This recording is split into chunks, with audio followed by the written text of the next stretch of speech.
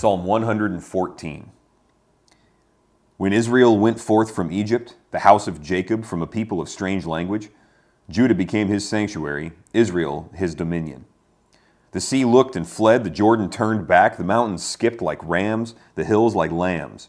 What ails you, O sea, that you flee? O Jordan, that you turn back? O mountains, that you skip like rams? O hills, like lambs? Therefore tremble, O earth, before the Lord, before the God of Jacob, who turned the rock into a pool of water, the flint into a fountain of water. Psalm 114 is simply just recounting not only that God is powerful over all of nature, but that he uses that power for the benefit and for the deliverance of his children. It's cool how he does this because it's like it's a taunt. He's spiking the ball. He's doing an end zone dance in front of nature. It's like if you've ever been on a boat where, like in the middle of a storm, your powerlessness is like imminently tangible in that moment. Like, you know you're not in charge and there's nothing you can do. You have no options available to you. Whatever happens to you will be determined by the sea and the wind, by the elements. But God uses those things like tools to accomplish his purposes, and they follow his orders, right? So it says that in verse 3, it says, the sea looked and fled, the Jordan turned back. So this is in reference to Exodus 12, where Moses sticks a staff in the water and parts of the Red Sea. And then again in Joshua 3, where Joshua brings Israel up to the Jordan River. On the other side of the Jordan River is the Promised Land, and the waters part so that they can go through. The Joshua 3 thing is a call back to Exodus 12. Same God, same deliverance. You know, it's a salvation message, basically.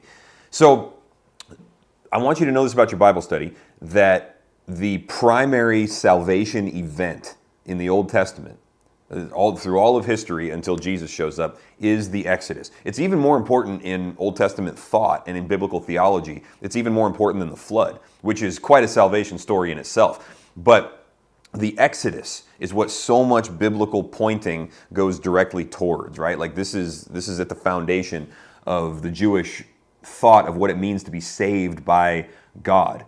And so everything regarding the Exodus is teaching us about salvation. Now, everything after the Exodus, including the entrance into the Promised Land and all that, that can be seen as teaching us about sanctification, right? Because Israel, they are saved from Egypt, and then what happens?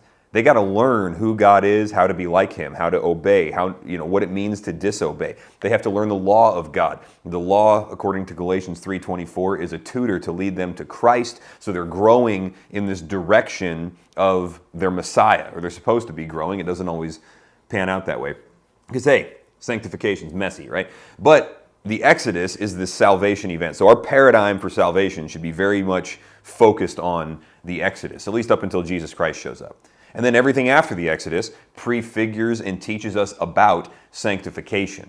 And so when he recounts these events, when he talks about, the Red Sea parting, and in verse 1, Israel went forth from Egypt, we're thinking God saves.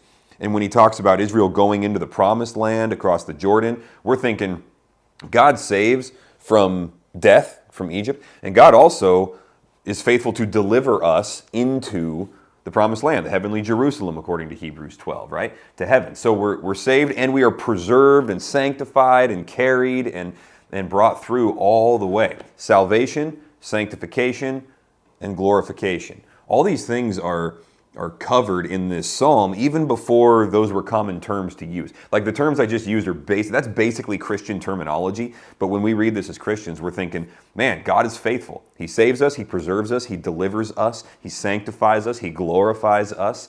Those whom he foreknew, he predestined to be conformed to the image of his Son. And those whom you know what?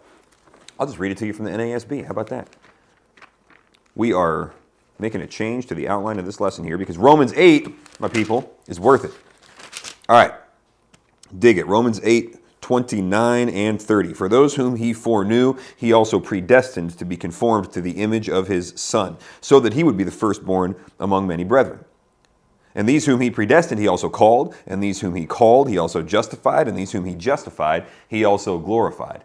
So the same God that saved you is the God that's going to preserve you today and on Tuesday and on Wednesday, Thursday, Friday, and Saturday until I see you again on Sunday. And then it's the same God who's going to bring you through straight to the point of the entrance gates into heaven. Same God who's going to read your name out of the book of life. Same God who's going to say, well done, good and faithful servant. You've been faithful with little. I will set you over much. Enter into the joy of your master. And the same God in whose presence you will find the actual purpose for which you were created and get to bask in it forever.